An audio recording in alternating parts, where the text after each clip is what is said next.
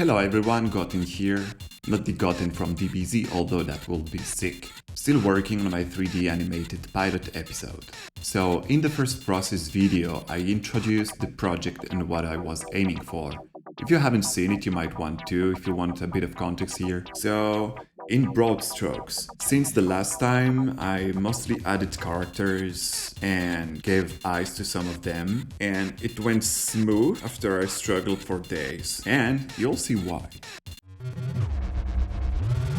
So first off, it doesn't look like it, but my previous process video did really well. At least from my perspective, it did way better than I expected. Though, after discussing with some friends, I have realized how much more time it might require to make an episode, let alone a whole season. Does it mean I'm giving up? Oh no, but this task reminds me to be humble.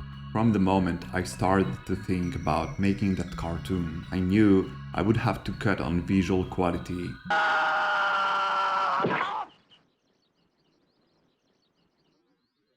And find a balance with humor and mood, and find ways to work fast, streamlining like a factory, although it's kinda handmade, because I believe the key of success of this project is just finishing it.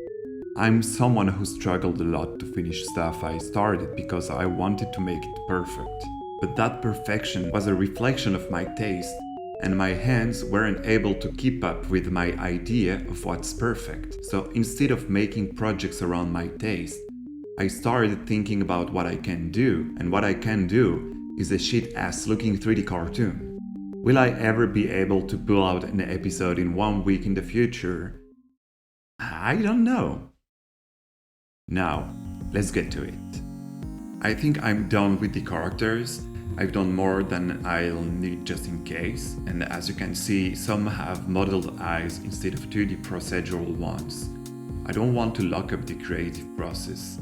If I feel a character looks better with third dimension eyes, then I just go for it. I would also always try to make my models look good, even if I do it quickly. Well, at least I try to do it quickly. I do think some of these little guys really look good on the first try, but I find some are lacking character and originality. Sometimes proportion feel off, and most hands are awful. Disgusting! I'm still happy how most turn out, especially with the cell shading shader though. It's like it gives back something 3D takes away from traditional 2D animation. One last for the modeling. If you're familiar with 3D, I'm pretty sure you heard about retopology.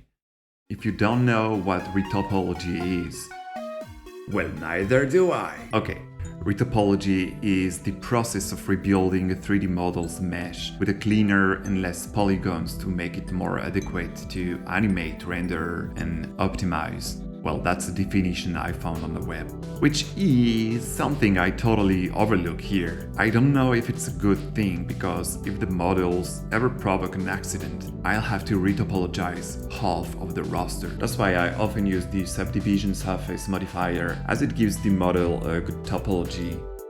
In most cases, from my little experience. The eyes.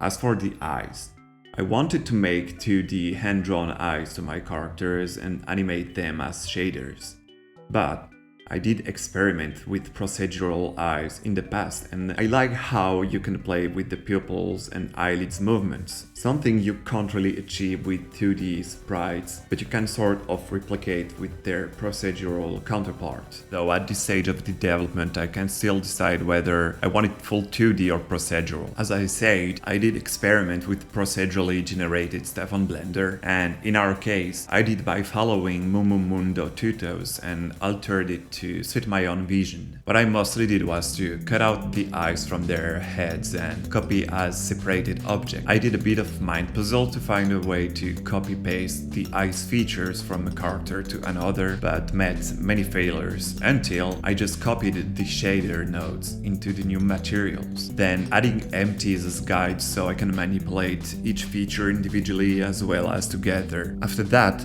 I often had difficulties to link the eyes to the character's head. First, I'm using the solidify modifier to generate the black outline, but due to my lack of knowledge, I applied the modifier to some models among the first ones, which kinda broke them and made them hard to read. Then, for some other reasons I'm not knowledge of, the eyes model would just not stick to that stupid armature. So I ended up joining it to the head and weight painting it. And sometimes, when it worked, it would teleport somewhere else and I had to manually move the eyes back to the head. And last one, maybe the least problematic of the most annoying, it's simply the pupil who wouldn't stick to the eye. So I just added a shrink wrap constraint to its guide. And after some 3D Henry Fordism, finally I gave all my characters the gift of sight, which made them less creepy. And finally, I fixed some characters' line art by recalculating the normals, and I continued working on a scene setting. As you can see, I only work on what's going to appear on camera. It's like in Western movies where every facade in town is merely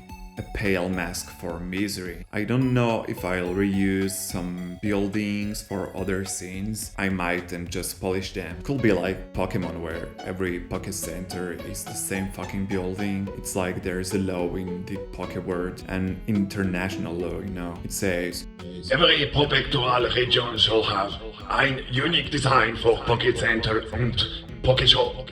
Offenders will be sent to motherfucking concentration. I also made some placeholder assets for store signs. I will make some unique ones on Krita, like this one.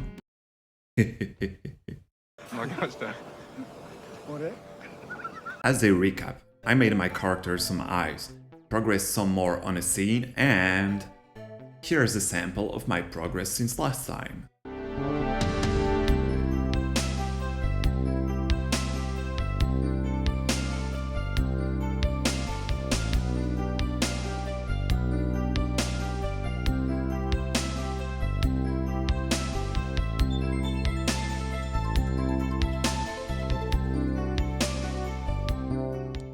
Okay, that's it. I hope you enjoyed. See you, let's say, what about the 10th of October 2025? And as my mid-school biology teacher would say,